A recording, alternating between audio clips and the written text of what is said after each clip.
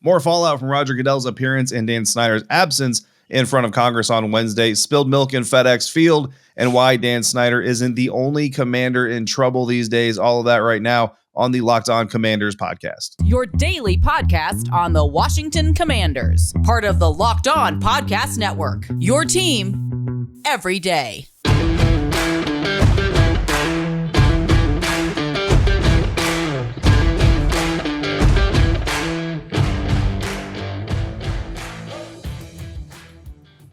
Welcome, Commanders fans, to the Locked On Commanders podcast, part of the Locked On Podcast Network, your team every day. We are your daily podcast covering the Washington Commanders, and we are free and available on all platforms, including YouTube, and we thank you for making us your first listen of the day. If you love the podcast, you're going to love this even more because now you can watch the Locked On Commanders podcast on the WUSA 9 Plus app.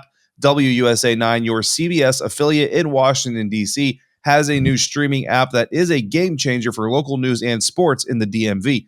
Download the WUSA 9 Plus app now from your Roku or Amazon Fire TV stick. I'm David Harrison, covering the Commanders for Sports Illustrated's Fan Nation. My co-host is Chris Russell, the Rooster, one half of the Russell and Medhurst show on the Team 980. Find Chris and Pete there Monday through Friday from 9 a.m. to noon, or is it 7 a.m. to noon?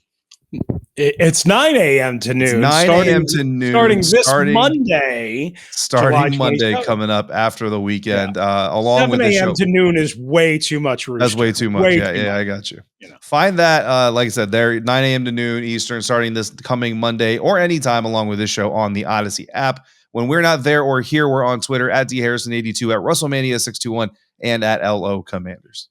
All right. And once again, good to be with you, David. Thanks again for making us Commanders fans your first view or your first listen of the day. No matter how you consume, we appreciate you. And here we are more than 24 hours after Roger Goodell's testimony virtually on Capitol Hill in front of the House Oversight and Reform Committee. David, as you know, I had the initial reaction on a solo episode that debuted Wednesday evening. Certainly encourage you guys to go back and check it out. It is available, of course, as every full episode is right here of the Locked On Commanders podcast. David, you did not have a chance at the time to give your big picture spin on what turned out to be an enormous news day, as many are for the Commanders, even with Dan Snyder not being there. That certainly was the most newsiest item, if you will.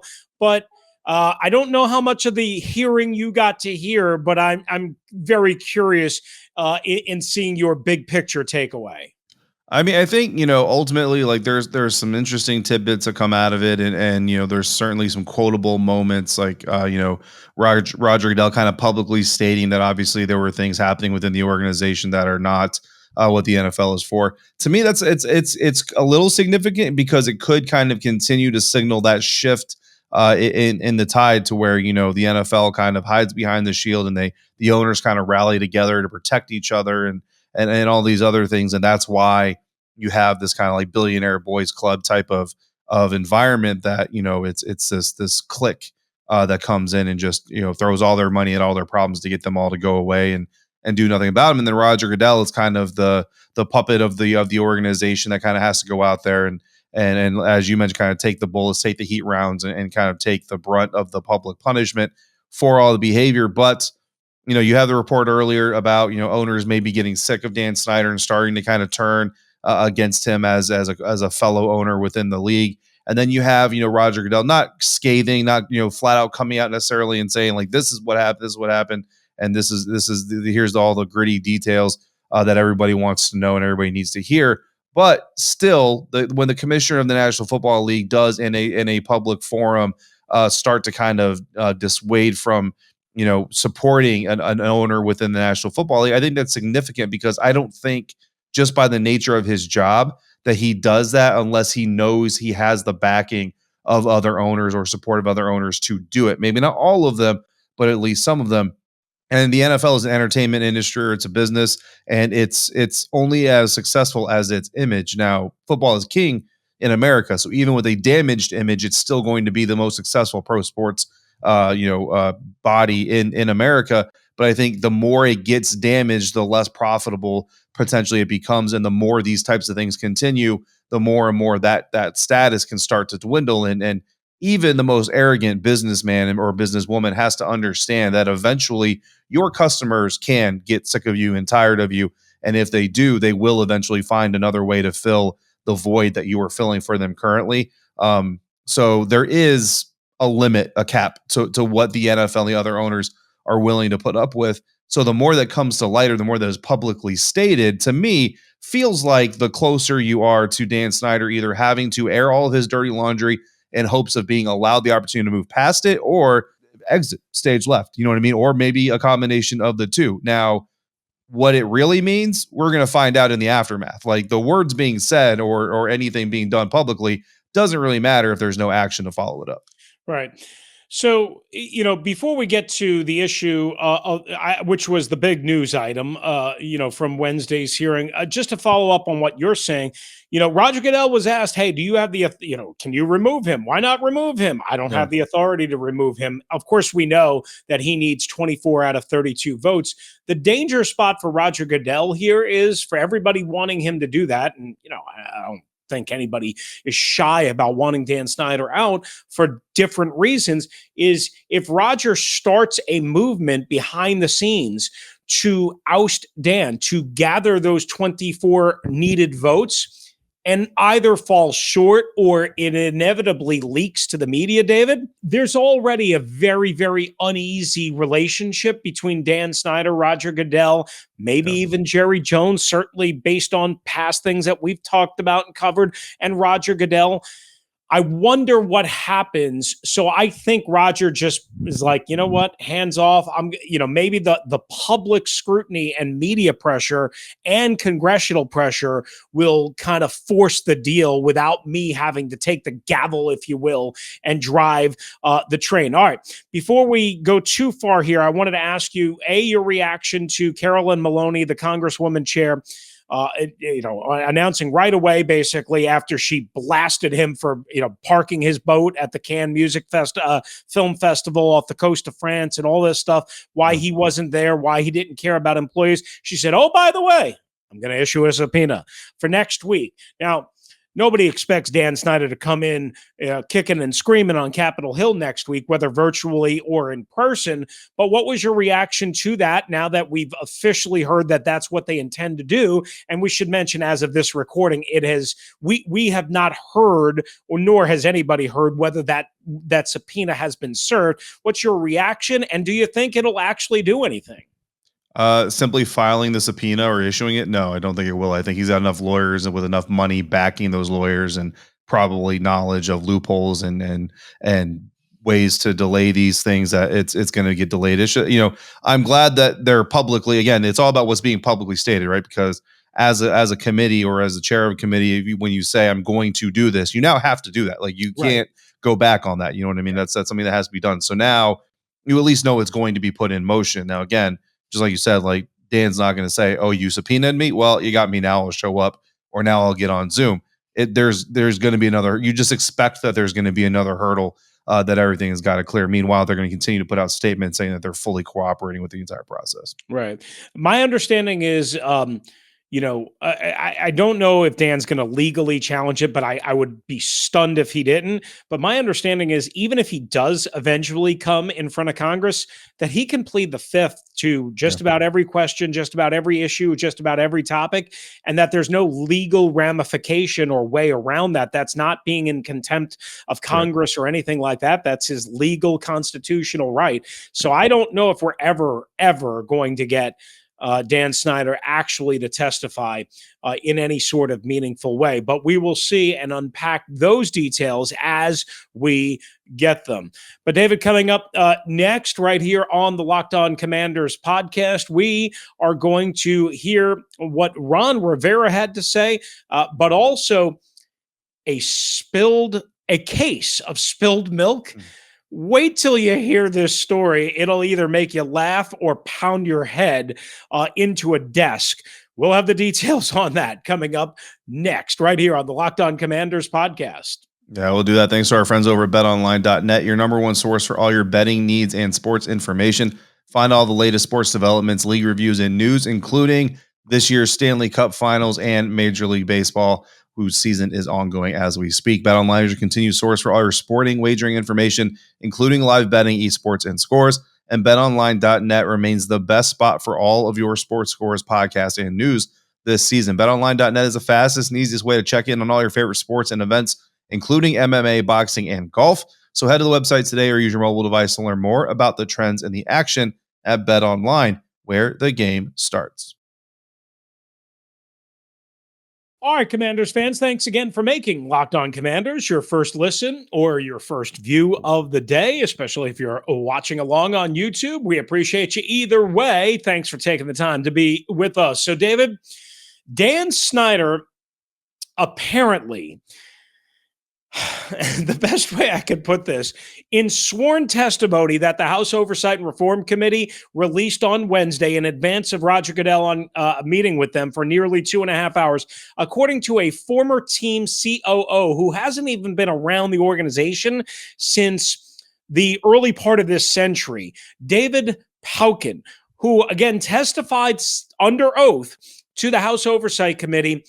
He said, and this was the craziest story, that Dan Snyder was so upset at Mark Lerner, who, for Commanders fans who don't know who Mark Lerner is, he is the owner of the Washington Nationals. His family owns now the Washington Nationals. They didn't until the Nationals, of course, relocated from Montreal and they bought the team, so on and so forth.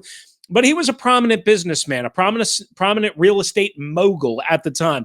And as the story goes, as Pauken told the House Oversight Committee, was that Dan and Mark Lerner did a real estate deal that involved parking around FedEx Field. The Lerner family owned the lots, property, what have you. The Redskins at the time, Dan Snyder, needed those lots for parking, 90,000 plus seat stadium. At the point, the team was still extremely popular, so you needed a bunch of stuff, right? And Dan was so dissatisfied at the deal and the cost of the deal that Mark Lerner, again, had a suite at FedEx Field. So on non-game days, a couple of times, they ordered, Dan did, apparently this David Pauken and a redacted former team employee who we don't know the name of, to go up to the suite and to pour milk underneath the carpeting or underneath the seating in the suite at FedEx Field that the Lerners had paid for and operated and were using, again, on a non-game day, so that the milk would get sour and rot, and that the whole suite would smell like sour milk. That's the shortest way I can explain basically the testimony of this former COO. Listen, if it's not true, he lied under oath. Okay? Yeah. So assuming that people wouldn't want to do that and potentially perjure themselves, do you believe this story? I mean, does that sound like something any human being or whatever Dan Snyder would be considered would do? I mean, you would like to think not, right? But I mean, that's one heck of a story to come up with to lie in front of Congress with. I mean, that's, I think it's less likely that this person made up the story to make Dan Snyder look bad. I mean, it doesn't make him look worse. It's just kind of par for the course at this point. So I think it's less likely that that's a made up story than it is that Dan Snyder would actually go to those lengths. I mean, honestly, you're not even really punishing the person you're targeting here, because all that's going to happen is, if it works, they're going to show up to their suite and complain to the people working in the stadium about what's happening, and your employees now are going to have to clean that suite and apologize and be embarrassed in front of these. Like, you're really not doing anything of substance to this person. It's just, I imagine somewhere in the deal negotiations for the lot that, Dan was probably told to not cry over spilled milk, and so this was his way of getting revenge, I suppose. I don't know. I mean, I'm not against pettiness, to a certain extent, but I mean, when you're the leader of an organization and you're supposed to be a professional businessman and all that stuff, like, that's not the way you're supposed to go around conducting yourself. But no, I wouldn't discount it. I have no reason to stand on a soapbox and say that it's probably a lie. Here's the reason why I believe it beyond just, again, testimony under oath and the potential to perjure yourself. And really, it's hard to prove something like this, whatever. That's one part of it.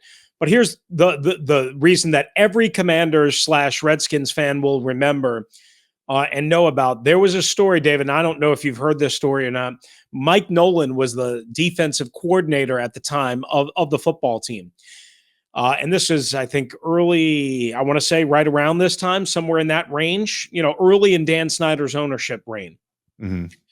And he was so disgusted with the defense. And in his words, the defense was vanilla. Right. And he apparently wrote a letter or yelled at Mike Nolan one time, your defense, boring, bland, vanilla, whatever. And Mike Nolan kept going. And I guess after a bad loss or whatever it was, I forget some of the details.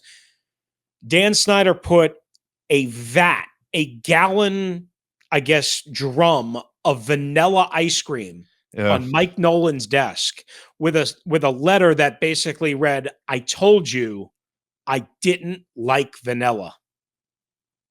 And he signed it. Think about the pettiness. Think about the arrogance. Think about the mind games.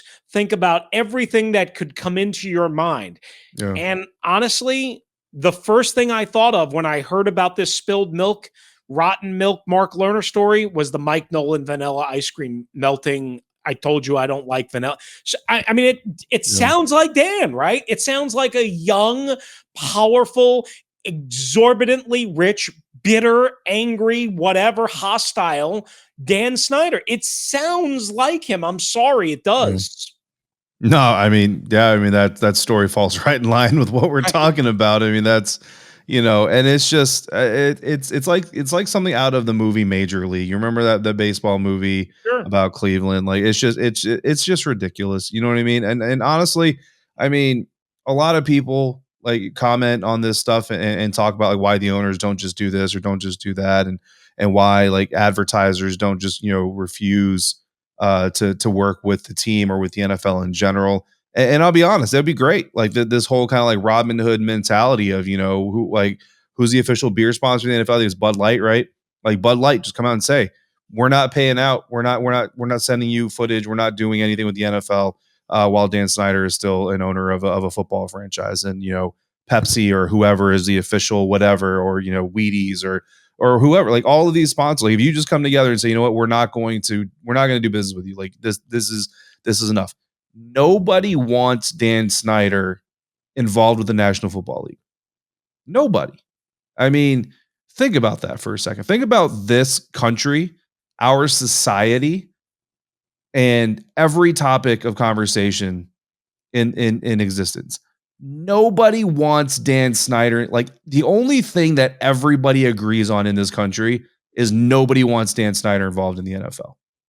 I mean, it's ridiculous. Like at worst, you get people who say that the government shouldn't be the Congress shouldn't be wasting their time on things like this. Like that's the closest you're going to get to a Dan Snyder defense from anybody. It's not even a defense of Dan. It's a, why aren't you fixing gas prices or taxes or whatever? And valid, got it. But like pick a topic and you can have sides. You'll have sides arguing both sides of the house.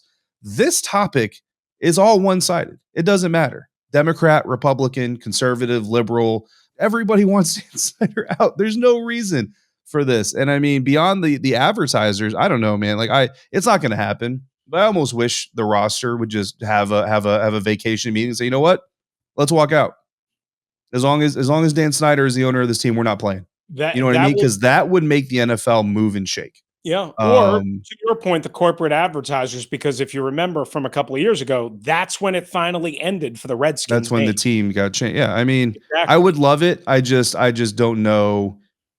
There's too much of that's not our business, and I don't, and I'm not even saying that people are wrong, but like you go back to Deron Payne when we talked to him during the mini camp where he said, I'm just a football player. Like I'm just here to play football. I'm just a football player. And I get that. And listen, every human being, like, I don't want to take away his right to just say I'm just a football player. Like I got it. But I just, it's kind of the great, like I said, it's the Robin Hood mentality. Like I would love to see it happen. I just don't think it's coming, but it's amazing to me because literally nobody wants Dan Snyder involved in this, You know, but for whatever reason, nothing is enough to push it over the edge. it's funny, and maybe it's because he gets a huge paycheck from Dan and Tanya Snyder, but Ron Rivera might be the one person that doesn't want. I don't know what he thinks privately, but he issued a statement on Twitter late on Wednesday night, and he weirdly tagged Adam Schefter. Because he knows the platform that Adam Schefter has and he wants a retweet. But just in quick and in short, he said, quote, "When Dan and Tanya Snyder were in the process of hiring me, they asked me to do two things. Win," he said in big capital letters, "and help us change our culture." He said the Snyders were very deliberate in finding the best person to run the business side. Of course, this was after he was hired. And he said, "I was consulted throughout the process. We agreed that Jason Wright was the best person, not because he checked off a box as a minority."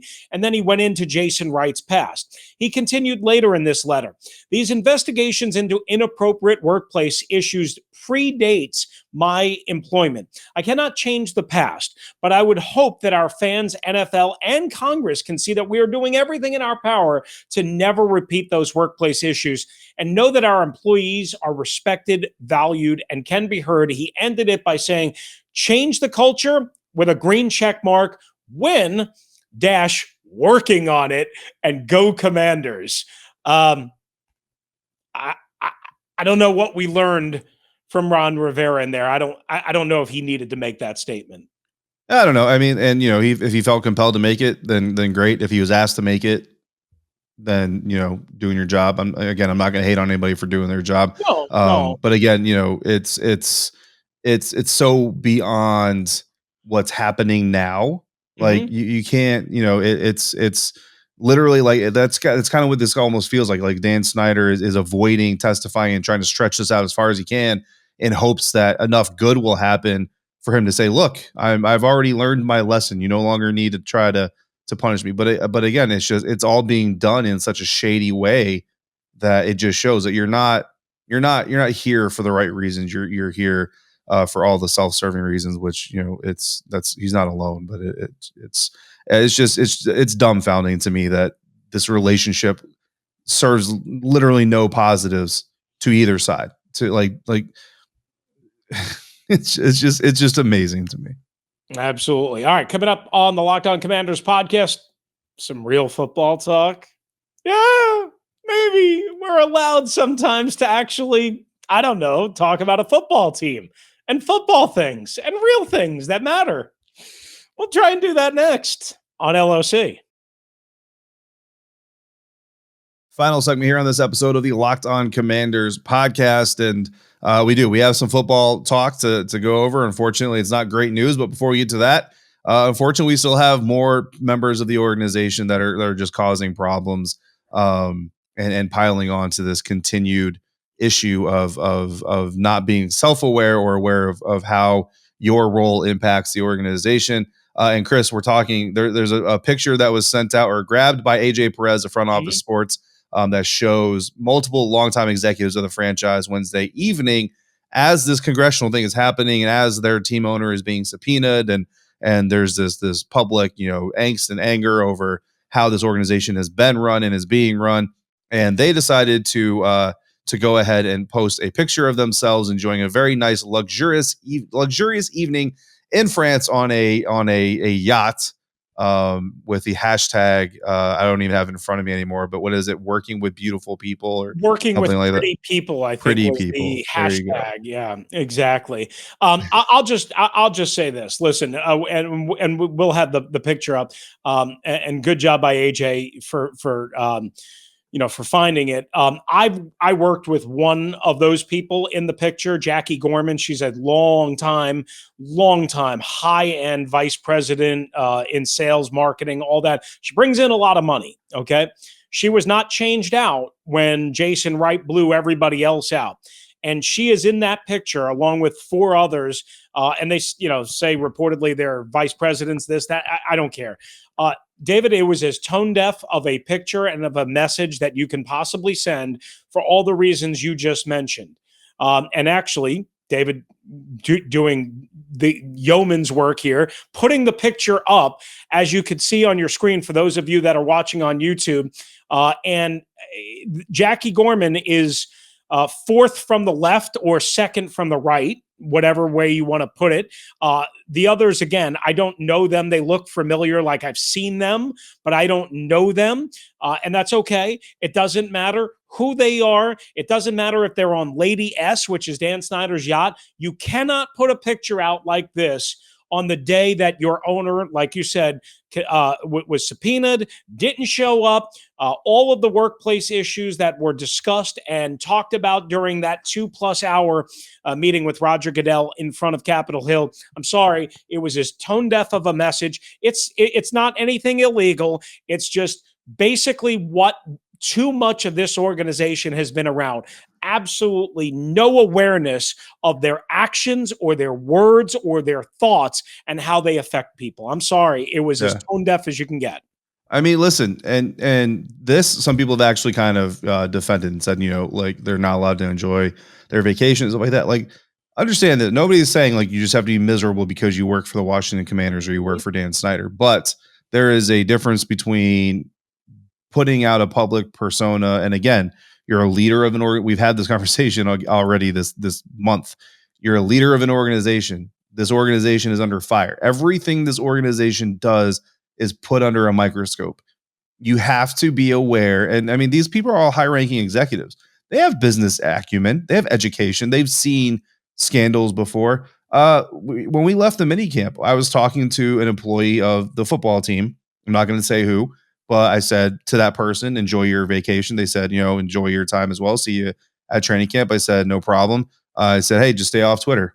And, it was a little bit of a joking moment or whatever. And, haha, yeah, listen, if those of us there in on the facility, on the compound on a Thursday evening or Thursday afternoon can have enough common sense to say, probably shouldn't put a whole lot of stuff on Twitter right now. Facebook is even more popular. Executives should as well. And honestly, I think it is a big deal, actually, if that's Dan Snyder's boat. I would like to know if that is Dan Snyder's boat, because if that's Dan Snyder's boat while this whole thing is going on, and you have your head coach putting out a statement about culture change, but your executives are not only putting this up on the day they're with you, they're with the team owner on the day that he's avoiding answering for the conduct within the organization, that these executives are supposedly a part of this culture change. Like that's not a culture change at all. That is, again, it's people protecting people. And I don't know that the intent was, haha, look at us out here while you're all over there. I'm not gonna place that type of a meaning to it for others. But like you said, at minimum, it's tone deaf. At most, or at the worst, it's a clear subject, or it's a clear change that while the front facing image of the team may be trying to change to pull off this persona, the background of it and the actual high-ranking individuals are still very, very much engaged in the same types of behavior. Absolutely. All right. We promised a bit of football talk. We're running low on time, so I'll just quickly go through it. A couple of days ago, and we never got a chance to go through this because of all the political stuff, Ron Rivera was fined $100,000, David, and the Washington Commanders lost 2 days of OTAs next year, 2023, for excessive contact. Yeah. Your reaction to that, based on what we've seen and what we know? I don't like it. I don't like the punishment. I think that the fine is okay. You know what I mean? If you want to fine the coach, there's a difference between blame and a difference between accountability. The coach is accountable, is responsible for what his players do. I get that. I mean, I'm assuming that this stems from the Jeremy Reeves hit on De'Ami Brown. If you want to fine Coach Harris, like, again, you're not to blame. I'm sure you told Jeremy not to do that. If you want to fine Jeremy, you know what I mean? Fine. But taking away OTA practices doesn't do anything but hurts people that had nothing to do with it. Like, again, these coaches didn't tell these guys to do this. There was no vindictive intent from Jeremy. It was an accident. It happens. I got that there's a CBA. I get that and all this, but there are going to be undrafted guys next year, Chris. There are going to be 7th round picks, 6th round picks, 5th round picks, free agents trying to make a football team, trying to make a difference in their career, trying to make a living, that are now going to be impacted by this. You're not punishing why it happened. you're taking away opportunities from other people, and that's opportunities for conditioning. This is all part of conditioning as well. So if these players miss part of their OTAs, and then I don't know, let's say they pull up Lane with a hamstring injury in the mini camp the following week, I'm not saying you can draw a direct line, but could they have maybe avoided that hamstring injury with 2 more days of opportunities to condition themselves and work out? Perhaps, because all this coaching staff is going to do next year now is have to accelerate their production and accelerate their timeline by 2 days, which is just going to put more strain on the players that you're claiming this punishment is actually meant to protect. For me, this does nothing for the players. It only does anything for the public persona of the National Football League. I agree. Well said. I'll just leave it at that. There's a lot of things that go into these. I'd like a full explanation from the league, but the league doesn't feel like it's warranted. Thanks again, Commanders fans, for making the Locked On Commanders podcast your first listen and view of the day. Now make your second listen the Locked On NFL podcast. Our national NFL experts and insiders keep fans dialed in with the biggest stories and the latest news from all around the league, because an offseason doesn't equal a break in the action. We'll be back with more coverage of the Commanders offseason that never really will stop right here on LOC. If you want to hop in, dial 301-615-3577 on the voicemail line, 301-615-3577, or email us lockedonwashingtoncommanders@gmail.com. For David Harrison, who's covering the Washington Commanders for SI.com's Fan Nation, I'm Chris Russell, one half of the Russell and Medhurst Show on the Team 980, starting Monday from 9 a.m. to noon Eastern Time, and available on the Audacy app. If you're out and about, please be safe, be kind to one another, don't drive like a maniac, and thank you for joining us right here on the Locked On Commanders podcast.